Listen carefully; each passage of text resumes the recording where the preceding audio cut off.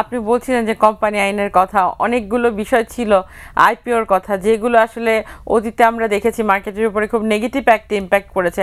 এখনও দুইটি কোম্পানির ফ্লোর প্রাইসে রয়ে গেছে, একদিন চলে গেল এখনো পর্যন্ত কিন্তু ফ্লোর প্রাইস থেকে সরানো যাচ্ছে না।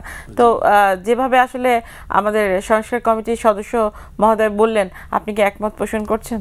না, প্রথমে একটা জিনিস হলো, যেটা আমি সিসি অ্যাকাউন্টেরটা আগে উনি যেটা বলছেন সেটা একটু ব্যাখ্যা করি।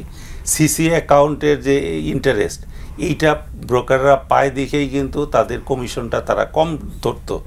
হ্যাঁ, এখন যদি সেটা নিয়ে যাওয়া হয়, সেটা নিয়ে কিন্তু বলতেছে যে অ্যাওয়ারনেস প্রোগ্রাম করবে এবং এটাকে আয় হিসাবে ধরতে পারবে না। কিন্তু কোনো কোম্পানি, ব্রোকারেজ হাউসগুলো তো একটা লিমিটেড কোম্পানি, সেই কোম্পানির যদি কোনো ইন্টারেস্ট ইনকাম হয়, এটা এনবিআর এর যে ট্যাক্স ডিপার্টমেন্ট তারা তো আয় হিসাবে ধরবে।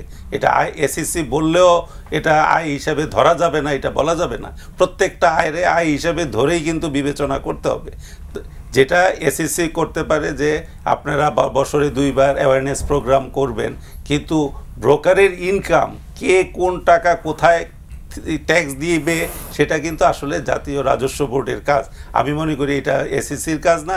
এসএসসি বলতে পারে যে অ্যাওয়ারনেস প্রোগ্রাম আপনি বছরে 2টা করেন বা 3টা করেন, সেটার সাথে আমি একমত। কিন্তু কোনো আয়রে নিয়ে সেইখানে ডাইরেকশন দেওয়া, এটা মনে হয় পৃথিবীতে কোথাও এসএসসির রেগুলেশনে দেখা যায় না। এই ধরনের রেগুলেশন একটা বার্তা দেয় যে ভবিষ্যতে আপনি আরেকটা কোন মানে অসামঞ্জস্যপূর্ণ আরেকটা আইন করে দিবেন কিনা এই বাজারে থাকার জন্য। এটা একটা কিন্তু চ্যালেঞ্জ, যে মানে আইন যেটা করবেন, আমার কথা হলো সেটা দুনিয়ার প্র্যাকটিসের সাথে থাকতে হবে, 1 নম্বর। আরেকটা যেটা উনি ভালো কথা বলছেন যে পত্রিকার মধ্যে মানে আপনি তো প্রপাগান্ডা দিয়ে তো মানুষ নতুন বিনিয়োগকারী আসবে কিভাবে।